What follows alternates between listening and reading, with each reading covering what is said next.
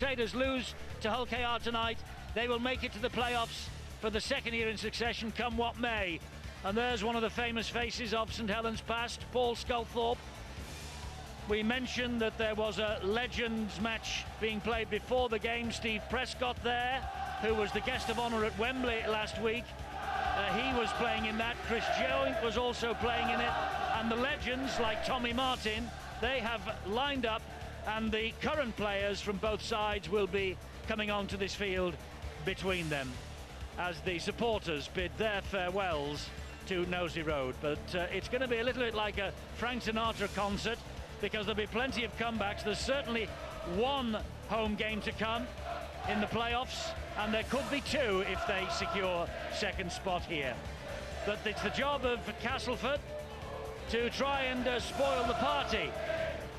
They halted a three-game losing sequence at home to Quins 2 weeks ago, and they come on to this field here knowing that there is an emotional 80 minutes lying ahead, and they are going to do all they can to be the party poopers, but make it, more importantly for themselves, into the final playoff place. St Helens, they lost their final meeting against Wigan on this ground earlier this year, so they will want to end with a win in their final league game on the ground that's been home to them for 120 years. They've won the last 5 in Super League. They lost the Challenge Cup semi-final to Leeds, but their most recent defeat in Super League was against the Catalan Dragons here, 20 points to 30 on July the 9th. And for Kieran Cunningham, his final league match. And he is addressing the players inside that dressing room. Not only as captain, but of course, as the man who knows what today means more than anybody. He will come out behind the players. He will be last onto the field through the guard of honour. And just having a quiet word there with one of the youngsters, Johnny Lomax, who is 20 years of age today.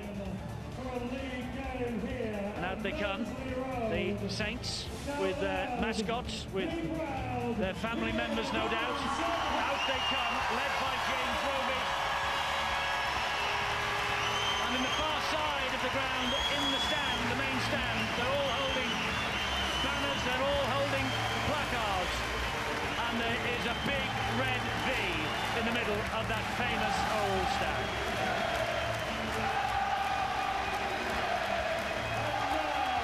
Kieran Cunningham will emerge. Kieran Cunningham, his first game for St Helens was at Nosey Road 16 years ago.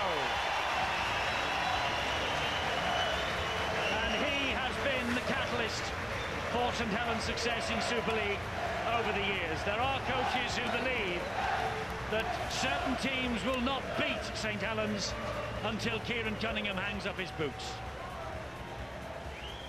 It's a big night for him, it's an emotional night for everyone packed inside this ground. And for Ben Thaler, he will have to try and keep a lid on the emotion as well. And let's hope that there is no repeat of the antics that marred the opening 10 minutes of the game at the KC Stadium, when Hull were reduced to 12 men when Lee Radford was sent off after a bout of fisticuffs with Ryan Bailey. Referee just waiting for some of the dignitaries and the VIPs to move away and move off the field, around the pitch. He has had the signal, blows the whistle, we're underway. The last ever league match at Nosey Road, an emotional night. And Steve O'Can, St Helens, hold on to those emotions. And that is the one thing that their coach Mick Potter would have said to him before they came out. Look, forget about it. You've got to get back to basics. You've got to do the hard work. You just cannot go out onto that field of play and expect Castleford to lie down and give you those easy 2 points. They know what's at stake. They know they've really got to put themselves together, Saints. And they want to go into the playoffs with confidence, and of course they want to make sure that they'll be playing at home next week. The subplot though is that Castleford can also make it to the playoffs. That's a kick from Eastman downfield, and Ryan McGoldrick picks it up, the fullback for the Tigers. Kieran Cunningham leading the chase. Well, I think that says it all, that they have got their heads on right. That was a beautiful kick and chase there, led all the way by Kyle Eastman. Now then, will the Saints defend? Will they muscle up big and strong today? I think they will. It's going to be tough for the Tigers. Latest news from the south of France, 22-6, Huddersfield Giants. They're well into that match, and of course not too far away from here. The Crusaders club playing at Wrexham, they're playing Hull Kingston Rovers. If Crusaders win, it puts the pressure right on the Castleford Tigers here to win, but at the moment Castleford will be in the playoffs next week, but we shall see how it all pans out over the next 80 minutes or so. It's the last tackle here for Castleford.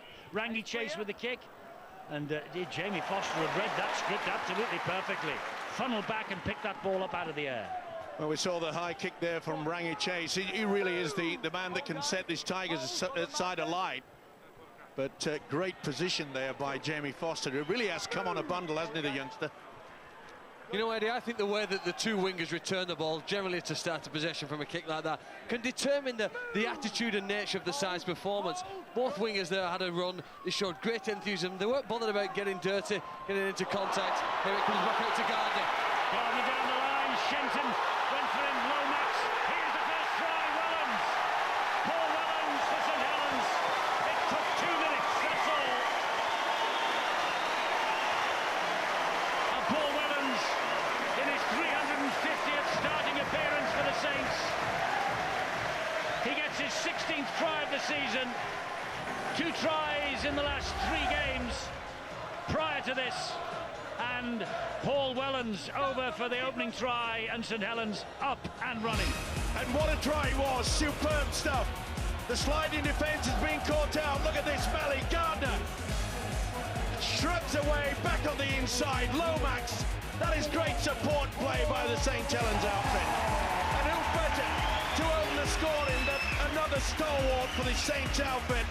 Great work from Gardner. Look at you, just handed him off. Lomax knew exactly where the fullback would be. Sensational start. Forget about the emotion. They're in the mood already of the Saints. Paul Wellens, at least 30 games a year over the decade 1990 to 2009, but he's missed 8 in 2010. He will not reach that figure this season. But here is another one of the bright young things for St Helens. Jamie Foster, 20 years of age. It's his 13th game of 2010. He averages 11 points per game. 40 goals for him so far. This could be 41.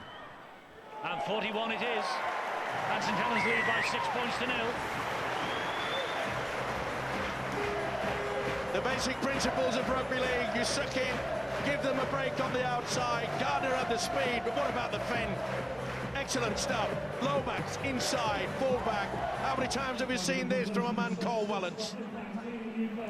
Great start for the Saints, and in our tribute to the years at Knowsley Road that they've been here, which of course is since 1890, and there is the incredible run that they have had here, the incredible record, a 76% win ratio of matches played at Knowsley Road by St Helens. And when we showed you the golden moments coming into this match, we saw the original St Helens coach in Super League, Sean McRae, who was with us. Where's the tash gone, Sean? Well, it's gone, but the emotion hasn't, Eddie. I tell you, I was welling up there watching all that, and you know, watching the legends play beforehand and watching this crowd get involved. And I'm thinking to myself, if you've got to turn up and beat St Helens tonight, then you've got to be on your game, because they're going to get wrapped up in this a little bit. They can't help but be caught up in this emotion as well, these players. They know they've got to go out and win a game, but I reckon it's tough enough to come to this ground and win, but I think it's going to be awfully hard for Castleford tonight. They're going to have to play probably the best they've played all season, I think, to get a result here. It's a high kick from Eastman. It's a great high kick as well. Dixon was underneath it, though. Gardner came flying forward and missed him. But again, it gives plenty of height. It allowed the Saints defence to get up there very, very quickly. This is Widders. Huddersfield 26-6 up in the south of France. They're heading for 5th in the table. Hull and Hull KR will be 6th and 7th. They will play each other in the first week of the playoffs at the KC Stadium. Wigan against Leeds. It's Saints against Warrington. The big question we're going to answer here is where. And of course the other big question is, will it be Castleford or the Crusaders making up 8th? That will be decided over the next 74 minutes or thereabouts. Hudson is the dummy half. There's Rangi Chase. It's an outstanding season, Rangi Chase, but that's not the best kick. Gardner will run it back for St Helens. Eddie, if you've just seen how far Jamie Foster ran to try and get on the end of a pass there from Eddie Gardner, you know that the players in the white shirts with the red V are up for this game.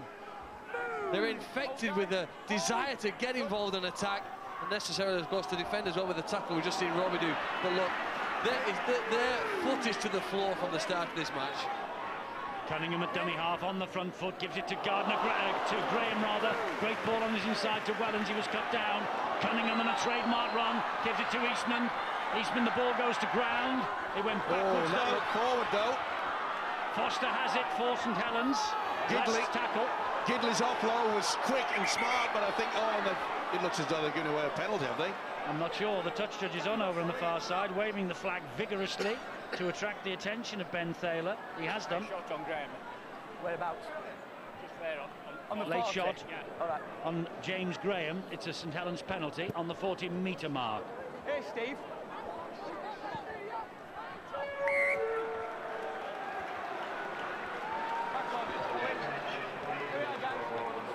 Well, you see it from this different angle. Oh, yeah, that was a bad one. Mitchell Sargent Yeah, it was. Sargent went right over the top. Well spotted by the touch judge. Nice to see that they're keen as well. Graham then will take it in. Gives it away to Cunningham. He goes down. Of course, it's remarkable that Cunningham is here at all. We thought at Wrexham 2 weeks ago he'd broken his jaw and his career was over, but apparently it turns out there is no fracture. And so Cunningham is at the dummy half and he's able to see out the career as a lot of people obviously would want him to. This is Lomax. And he'll be looking to score a try as well in front of his home crowd. He's scampering in to take charge of every dummy half, and this is Graham. Graham got the ball down. Yep. Ben Thaler looks both ways and gives it. Penalty against Graham not long ago. Try for Graham now, underneath the sticks. Sheer power, strength, the build-up was superb. Started off by Kieran Cunningham. See how he just takes it, bang, on the inside. That's where they got the penalty. It was a late shot by Mitchell Sargent. It was just a simple set move that Saints do time and time again. It's a quick pass. You see the dummy runner come right the way through, and it allowed the big fella to score a try. They're running hot. I don't know what the Tigers are going to go to stop this lot at the moment. James Graham, it's his 190th appearance for St Helens. He made his debut against Castleford in a home win here 7 years ago. Mick Potter knows that a 10-point lead, which they have now, puts them in second place in the table. They only had to rattle up 9 and they would be above Warrington. And at the moment, with Foster in front of the posts to kick this goal, the margin will be 12. And you wouldn't get too many odds on it being a lot wider than that come the end of the 80 minutes. Foster adds the extras, St Helens are 12 up. And we only seem to have been playing 5 minutes. They utilise the dummy runner to such great effect. Look at Pulley Tuiu, he goes through there. The ball is going right behind him. And watch him just twist. Sheer strength gets him over the line. He's a character, they love him here. It's his 25th birthday next Friday when he might be playing in the playoff game against Warrington. One of the best props, if not arguably the best prop in Super League 2010. James Graham. Castleford restart. Wellens is underneath the kickoff. Here comes Tony Pulatua. Tell you what, with Pulatua on the field and Sia Soliola on the bench, there is some strength there, Sean, isn't there? Some height, some weight, some power. Yeah, there is. I mean, Tony Pulatua has been a tremendous player all season, but to get Sia Soliola back just prior to the playoffs, assuming he gets through tonight's game, Eddie, and he comes through and is confident about his injury, and I think that's a huge boost for St Helens. But just going back to this game, Steve-O mentioned, I think before, about what the Castleford do. How do they get into this game?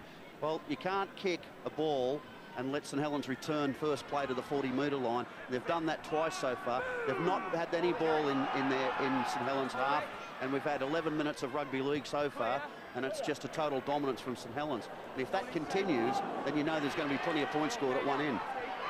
Wainwright fielded the kick downfield from Eastman, but the chase from St Helens is enthusiastic, led by Flannery and Gidley. Here is Brett Ferris, who's operating in the centres. He missed 10 in a row between March and May, Brett Ferris. Normally a second row forward. And the thing about Soliola and company coming back for St Helens, they've got men coming back at the right time of the season. Leeds, who we've seen today, they have got men going out at the wrong time of the season for them. So I just wonder whether the balance of power starts to shift. Leeds finishing 4th in the table, though, will have something to say. And it's a knock-on here against Mitchell Sargent. Yeah, just lost total control of it. I think he got a bit of a knock as he dumped to the ground. I don't think he's 100%. Thaler just checking on him and put his head in the scrum. Now then, will Saints go for a set pat? Mitchell Sargent will return to Australia at the end of this year after 2 seasons with the Tigers. Wellens, 40 metres away from the line. Here is Roby. Remember 12 months ago the Catalan Dragons came here. They needed a victory to claim 8th place in the table. They got to within 80 minutes of Old Trafford last year. Pulatua slips the pass to Wellens. So it's not impossible for Castleford, but with a 12-0 start in less than 12 minutes and Saints looking hungry for more, it's a problem. And here is Gidley. Just Gidley short. held up just short, yes, by 4 yellow jerseys. Now it's with Eastman on the half volley. He finds Graham. Back it comes to Wellens. Wellens then spins away, gets the ball off the foot of Roby. It goes forward. Here is McGoldrick. McGoldrick tinking his way through the line. Well, a golden opportunity just missed there. James Roby could not get it in, but they are keen, Saints. They're really looking to turn, twisting the tackle. The support play is outstanding. Should have taken it. Nothing wrong with the pass at all. Well, Castleford will be thinking, had they held on to a 24-18 lead with just 7 minutes to go against Crusaders in Neath in July, they would have been sorted out now as far as the playoffs are concerned. They have a penalty here for offside. Yeah, at least half a dozen never made any attempt to go back to the official. This will be a relieving kick here. Nick Potter, of course, going to pastures new.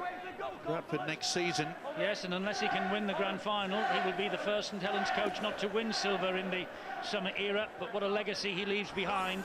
An outstanding crop of youngsters. And don't worry, Eddie, he's fully aware of that as well. He's very, very keen to get to Old Trafford. Here comes Hubie, just on the field. Gets the ball around the corner to Widders. St Helens suddenly called to action in defence now. And it's with McGoldrick. McGoldrick gets over the line! And McGoldrick has struck back for the Castleford Tigers. Wellens furious. He believes that there was a touch of obstruction in that because Rangi Chase was certainly involved in the mix. But referee Ben Thaler refuses to go upstairs to video referee James Child, and the try is awarded. Ryan McGoldrick, 10th in a row at full-back. That's his 8th try of the campaign, Ryan McGoldrick. There's about 400 or 500 Castleford fans in here. They're the ones cheering. It's gone very quiet.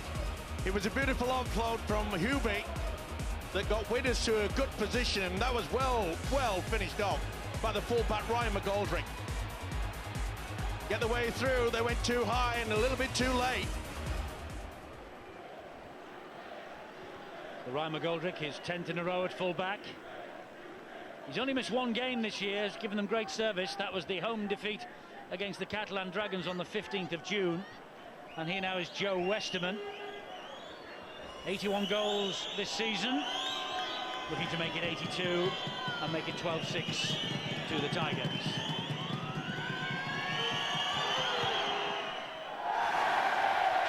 To Saints, 12-4 to Saints it is. Castleford, though, importantly on the board. Yeah, it's certainly not a toothless tiger. They've got to roll up the sleeves and get involved close to the opponent's line. They've got a chance here. You'll see the number of St Helens players, and McGoldrick has his eyes on the line, knows with the outside defenders who he's going to run at. Just gets outside Wilkin and scores. Yeah, Ryan McGoldrick, covered in ink. One of the most tattooed players knocking around the Super League. Foster with the high hanging kick off. Oh, he's out. He's out. He's took a step out as Wainwright. I think if he'd have let that go, it would have gone out on the full. Yeah, but he should have put his leg out first. Maybe he could have got away with that. If he'd have taken the ball with his foot, is he too far away? No, he probably would have been very difficult for him, but you can see quite clearly there. Boy, the touch judge on that far side, he really is running red hot. It was a fantastic kickoff. Would it have been better, Sean, if he'd been stood on the dead ball line to start with? Yes, it would have been, because the ball would then be ruled to be out on the full, but of course you're supposed to start in the field of play. But, well, just inside. I meant that knowing then where the baseline is the point I'm trying to make. Yes, he certainly had a position to be able to do that, and you know, it's just those fine judgments, isn't it, that sometimes can put you under pressure or get you out of a situation. And unfortunately now Castleford are under a fair bit of pressure. They are. It was an outstanding kickoff from Jamie Foster. This is Cunningham again. Oh, and he just shrugs them away. Oh, and Eastman just took his eye off the ball for a moment there. Yeah, even the best can do that, and he knows it. There's a little nod. Cunningham, nothing wrong with the pass at all. You can see how he just looked to see where he was going to go, or see where the defence was. You know, Castleford really need to celebrate that, Eddie. Get excited here. Every time St Helens come to this part of the field and go away without scoring, that's a mini success, because they're devastating so close to the line. So this is here. The game's still in the balance. They are only 8 points behind. They need to get excited here now. Find some energy. Move! Hold it! Back, Kieran! Go! Well up. It's Rangi Chase who was at dummy half. Here's the try scorer, McGoldrick. And Hudson scoots in at dummy half. Ever present this year, Ryan Hudson. And he gets possession again and flicks it to Chase. And Rangi Chase makes it over the halfway line before he releases the pass. Does really well. And Hubie carries the ball forward for the Tigers once again. A couple of nice offloads as well from Hubie. The Tigers have got to start getting a little bit closer to him. Steve Snitch. Pretty solid defence as well. There's the key man, Rangi Chase. He needs it. Dean Widders finds Rangi Chase.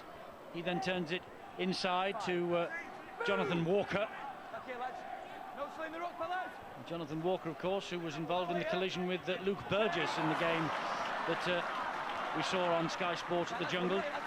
It cost Luke Burgess the rest of his season. A real clash of heads, purely accidental, but breaking Luke Burgess's jaw in a couple of places. Teddy Madison will be really upset with the way that final kick was. Rangi Chase never really put any height on him, put it down, and who was there? Straight into the arms of Paul Welland. Cunningham's the dummy half. Now it's with Graham. Pops it up then to Wilkin. This is Cunningham and Eastman. Been so effective, hasn't he, James Graham? You just never know. Is he going to take the ball up, or is he going to be the provider? He's got a good pair of hands. That's a nice kick. Wilkin all along the deck, finds touch. They're very good as St Helens. They play the percentage extremely well.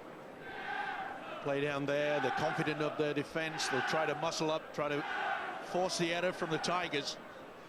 It's taken them a while to get back into swing of things, but as you mentioned, Eddie, some of the great players are coming back at the right time. Dean, okay? Out! Castleford with head and feet at the scrum. And Dixon can't go any further than the tackling from Flannery and Roby. Eddie, I think Castleford are reasonably happy here with the way that they've been able to hold some of the force that St Helens have come with them, and I think they always knew they'd get out of the blocks quick, and they probably felt they had to absorb a lot of that and just try to hope that they don't score any points. But the fact they went 12-0 up and Castleford now to come back at 12-4, it's very much now got into that sort of arm wrestle type of game. I think Castleford are comfortable with that. They can sort of just roll down the field, get a good kick chase in. Try not to come up with too many errors, but unfortunately there's one just near the halfway line. Well, I made the point, you know, that Craig Hubie's always looking for the offload, and when he did, no one was there. And they've got to be a little bit more quicker to play the ball area, but it just seems to me as though the Tigers are quite happy to slow this game down. Well, the difference between Warrington and St Helens in terms of points for and against before the match is exactly 8, and you can see from the scoreline top left of your screen that St Helens leading by 8 points to 0 here now. If it's level at the end of 80 minutes, as St Helens here I think get another penalty, we then go to the greatest points difference, then greatest points percentage, which is points scored over points conceded divided by times by 100, then most tries scored, then most goals scored, then most drop goals scored, and then we asked Steve-O to toss a coin. Yep. And I don't think that we'll be doing that. But at the moment, Warrington's percentage is better than St Helens. So at the moment, Warrington are sitting pretty second in the table. This only comes into play if points difference is exactly the same. In other words, if St Helens win by 8 tonight, then we go to the formula. But Gidley is looking to make that a useless exercise. Cunningham now. Well, there's 3 there lending weight, and he's held up. Second tackle, they'll bring it back to the 10-metre mark. I love these formulas where we have to get the abacuses out and the slide rules. We've never used one yet, but we've always threatened it. Never seen one, never mind threatened. Pulatua. Used to be beads on a piece of string for you, Steve-O. Now they've got calculators. Here is Eastman. Pretty solid defence as well, it has to be, through the dummy. Cunningham. Back it comes to Lomax. Lomax hoisting the kick out wide, looking for Foster. Oh, it was a flap by Wainwright, but it came off in the end. Good tactics. Just none of them got a hand to it. That's how it stands at the moment. That's the way it sits right now. Top 5, and then below it, down to 10th. Crusaders, well, they are just inside the 8 at the moment. That's much better there from Brian Hudson. They need to ensure that they get to play the ball a lot quicker. They've got to try to get a jump on this very strong defence from Saints. This now is Castleford coming forward with Shenton, who of course will be here as a St Helens player next season. Huddersfield have beaten the Catalan Dragons. So it's Hull KR at the KC Stadium in the playoffs. That ball's bounced backwards, now it's bounced forwards, and Roby to the rescue. We know 2 of the playoff matches there, well, we know 3, we just don't know where Saints and Warrington is going to be played. But Hull and Hull KR will be played on Saturday at 6:45 next Saturday night, and next Sunday Wigan play Leeds. The rest, well, it's all still conjecture. Let's go down to Brian Carney. Eddie, just as Kieran Cunningham leaves the field and Scotty Moore replaces him at dummy half, I think it's amongst Kieran Cunningham's best 20 minutes we've seen in a long time. He looks right up for this game, and when you get a chance at half-time, look at his service from dummy half for the opening Paul Wellens try. Pinpoint perfect pass makes that whole play possible. This is McGoldrick now for Castleford. Halted by the tackle from Flannery and Eastman. Well, they're enthusiastic, Castleford, so they should be as well. Terry Matheson just hoping that they will be still in the playoff picture at the end of this match. Win, lose or draw, he says, it will be a fantastic achievement for Castleford to make it to the playoffs for a 2nd year in a row, and it certainly will be. This is Widders. Crusaders, of course, doing all they can to make sure that won't happen. If they get a point, and at the moment they're getting a point, it's 6-all. They get a point at Wrexham, they will go above the Tigers, and they will pinch 8th place. But here's a mistake. Yeah, poor kick by Rangi Chase, he knows it as well. If you're going to have any chance of beating Saints here at home, you've got to make sure that your kicking game is good, the defence is pretty solid. Well, it highlights one of the hurdles that Castleford had tried to overcome this season in losing Brent Sherwin the scrum half.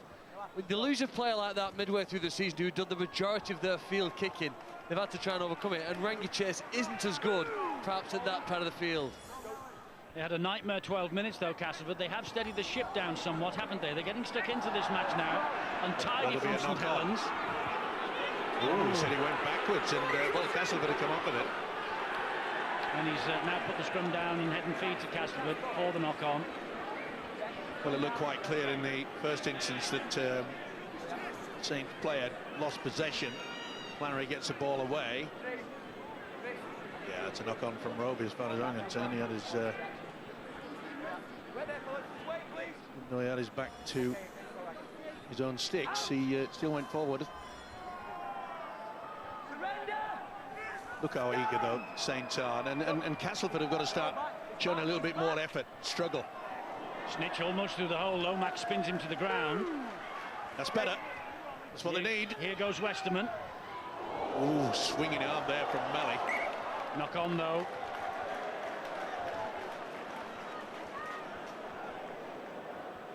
And Shenton felt that. Down he goes. Yeah, look almost as if he stuck his right leg out as well, didn't he? It smells he got stepped. Well, not surprisingly, Shenton looked at Ben Thaler and said, well, you know, surely there must have been something wrong in that one. Either way. Here's Melly then down the short side, taking on Withers. Bounces away from him. Crusaders beating Hull Kingston Rovers 12-6. So Crusaders at the moment in 8th. Night of high drama on the way, I think. We're going to be right the way down to the end of the 80 minutes. This is the way it looks. Crusaders up to 8th, 2 points better than Castleford if it stays as it is right now. Well, if that's the case, then they ought to get the message, and Terry Madison got the message out of the players, say, come on, we've got to fight all the way to try to get back into this match. Still in it, only 8 points adrift. Oh, Keogh Eastman is hurt again. Here is Wilkin. Eastman only just back in the side. He was taken off, of course, during the game at Wrexham a fortnight ago, and there's another problem for him here. Meanwhile, this is Flannery. Now it's Gidley. He finds Scott Moore. Scott Moore taking them on, and Scott Moore driving for the line, but is held up on tackle number 5. Eastman still having treatment as Wilkin dabs the ball to the in-goal area, and it's too long.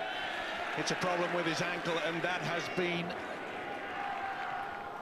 his problem for quite some time, and I think we might see that Eastman will be off.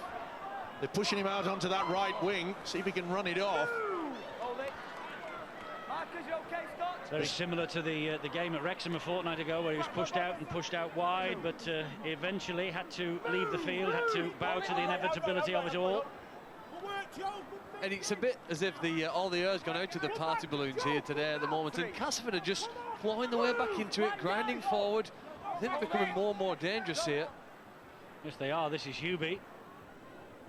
12-0 down in less than 12 minutes. It's now 12-4. And Castleford gradually getting themselves back into this game. And here is Shenton trying to go inside Lomax. Lomax did well with the tackle. Great tackle as well. That's the way to go, to right round the ankles. Withers. Too strong.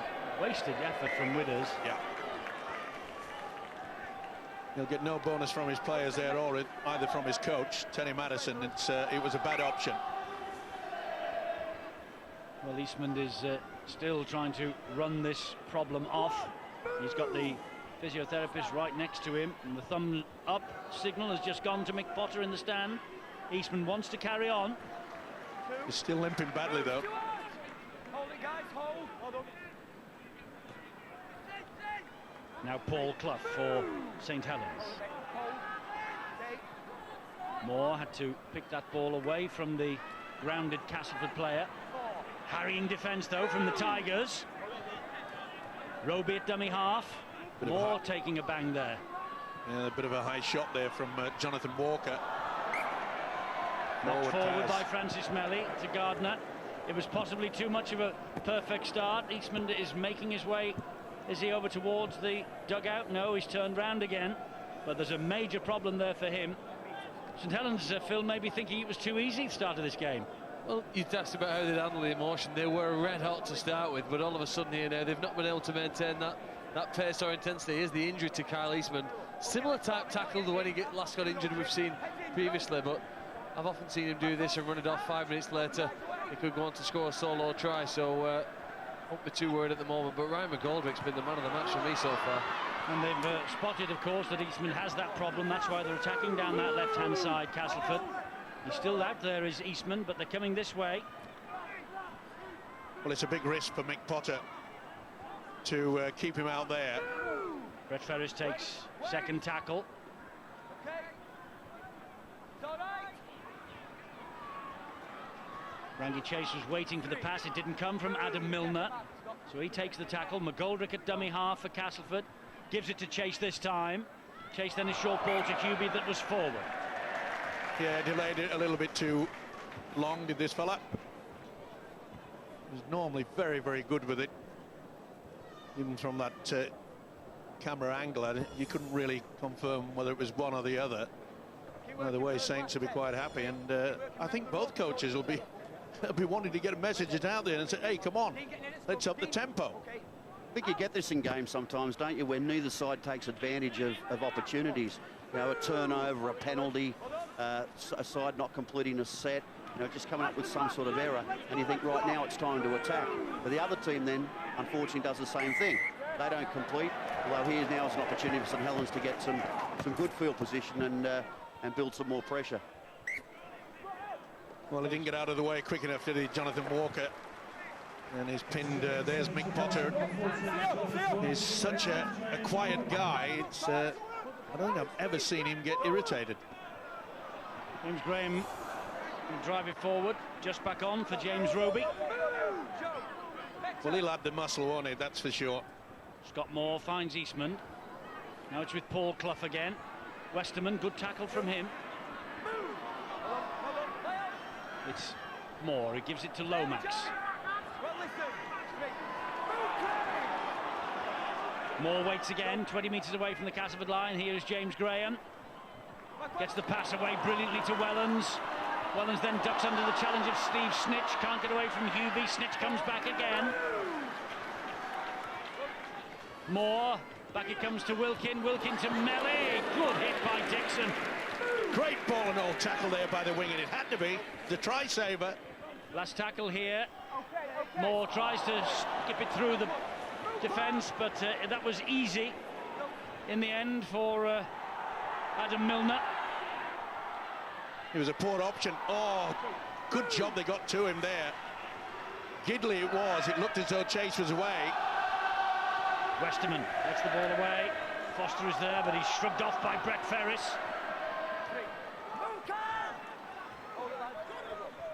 Rangi Chase once more. That was Milner who got the ball in field, but it was well watched by the St Helens defenders, Wilkin and Graham. Nowhere for Widders to go. Here is Hubie. Great ball round the corner to Mitchell Sargent. Eastman is hanging on to him. Sargent is dancing further downfield. Last tackle here for the Tigers. Chase, kick has to be a good one. It's not bad. It's wide, looking for Dixon. Dixon gets to it, palms it back. Oh! The referee says he's palmed it forward.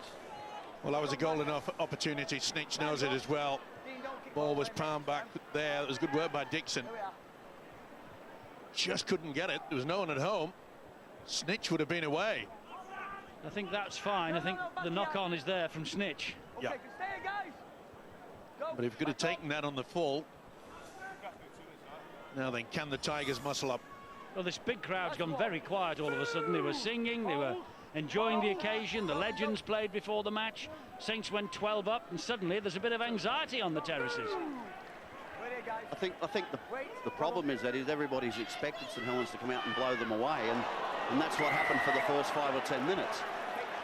But then all of a sudden, Castleford have worked their way back into the game, and that's not the script. That's not how it was written, and I think everyone is just waiting for something to happen in this game. It's deemed that Gardner was tackled high there by Michael Shenton. I thought he hit him across the chest, but Ben Thaler's the man with the whistle. He's the one that counts. Morey starts then. Here goes Hargreaves. He's going to follow Mick Potter across the Pennines to Bradford Bulls next year. All sorts of players we're being told about movement and transfers for next year. Of course, the headlines today made by Hull KR, they've signed Willie Mason from the NRL. That'll be interesting when... he'll bring a bit of fire, don't worry. Well, he will, and when they play Wigan. Yep. With Mr. Fielden. This is Flannery, gets the ball away to Gidley. You know, Saints have got to go back to basics and start rolling the sleeves up and get through some solid hard work in the forwards. Graham drives it forward for them. And that's what he wants. That's the last tackle. Scott Moore booms the pass to Eastman. He stabs the kick in, but straight to Widders.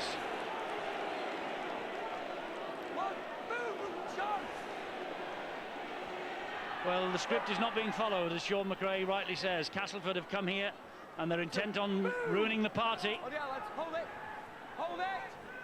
5.5 to the break, 12-4. A bit of a struggle for St Helens in the last 20-25 minutes or so, Brian. Well, Eddie, they're desperately trying to get Sia Soliolo on the field. There's major doubts, as you said, over Kyle Eastman.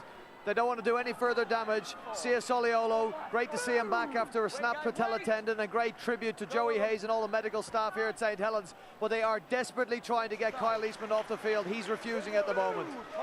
There you go, there's Soliolo waiting for his opportunity. And Kyle Eastman now has moved out to the left wing. He's over this side as that kick goes down the right-hand side behind Jamie Foster. You know, I think sometimes we forget the impact that the crowd can have on a match. When the St Helens players playing here and the whole crowd are behind them and lifting, it makes them play the ball quicker, support the ball better. Here's the kick goes in, just here's some territory for Castleford, gives us a break in play for a few seconds. Now the crowd are quiet. What effect does that have on St Helens? Are they good enough and mentally strong enough to still play at their best here without the home support? I think you're right, Philip, but they've got to get back to a little bit of hard work. I think they're trying to do too much fancy stuff. Go back to basics, settle things down. Gidley, that's Matt Gidley. Last weekly round appearance for St Helens. He's home at the end of the year. Newcastle Knights, people are saying, to link up with brother Kurt Gidley. Say, players changing clubs all the time this stage of the season, but there's still a lot of the season to run. A lot of business to be done between now and October the 2nd. This is Gardner, now Clough. And Clough gets to halfway, just about, on tackle number 4. Problem for James Graham. He's not well in back play. Well, it looks as though he's just received treatment. You see him just jogging back there behind. Eastman's kick not the best again, straight to Ryan McGoldrick, inviting him to run at them, which he does. Oh, he thought about going wide, then saw the touchline, decided it was better to stay where he was. Mick Potter will be fuming. That is the 4th poor kick that Saints have put in. Solid run from Shenton. Widders waits. Ball goes infield and finds Hubie again. They look to try and go wide again here left and get to Kyle Eastman. If Big Brett Ferris can get the ball in his hands, Eddie. It's with Rangi Chases with Mitchell Sargent now.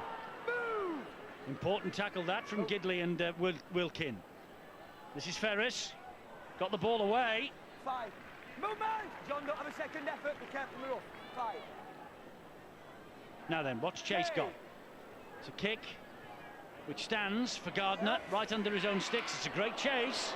Did well. He has done very well indeed. But as you say, the Tigers, they swarmed along. I can't believe that Mick Potter hasn't sent the message out and say, look, come on, Kyle. This is a team effort. You're not 100%. You've got to come off. Wilkin, good run. Foster, not the best pass. Looking for the touch, and Gardner, all he did was find the crowd. It's just not on, is it?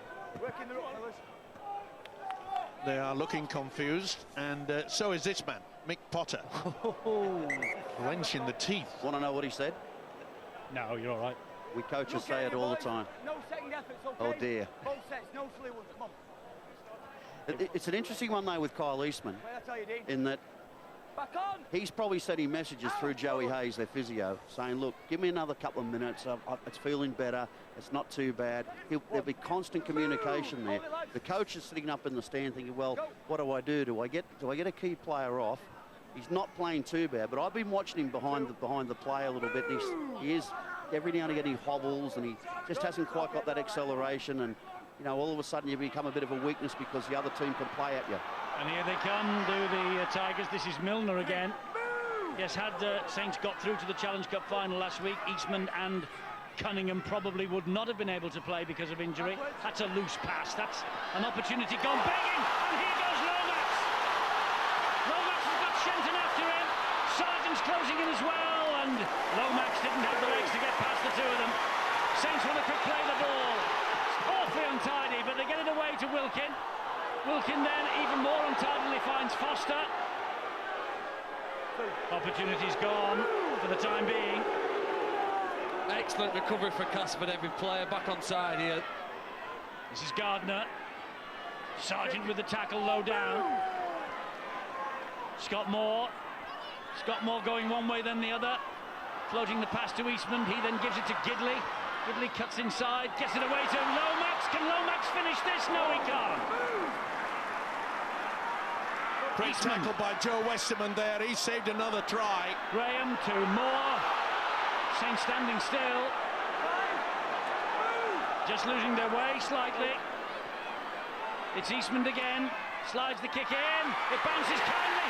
And has he come up with it, Gidley? Yes, he has. Flannery, Or I think is it it is. Flannery? Yeah, it's Flannery that's It is gone Chris through. Flannery. He's missed 3 of the last 5. Has Chris Flannery, including the game against the Crusaders at Wrexham 2 weeks ago. 6 grand finals appearances, this guy, over the past 8 years or so, but just the 1 win for the Roosters in the NRL in 2002. It was a shocking pass by Rangi Chase and good play by Lomax. Okay, he didn't have the legs, but he knew that possession was vital. Get them into the opposition half. You can see that Castleford, they struggled to get through. It was a beautifully weighted kick. As it turned out, okay, it ricocheted off one of the Castleford players. Got a little bit of luck of the bounce there. You can see that it was Adam Milner that just got a left hand to it, so on right hand, and it was a gift for Flannery in the end. Boy, did they ever need that. Well, he suffered some grand final disappointments, as I say, has Chris Flannery, but he would love to be back there again at Old Trafford on October the 2nd. Here's Jamie Foster now, making a name for himself in this, his first season in the big time. And what a name he's making as well. Not only can score a try, he can also kick a goal. 100% so far tonight. This for 3 from 3. 3 from 3 it is. 18-4 it is to St Helens. And that's it. That's the first half.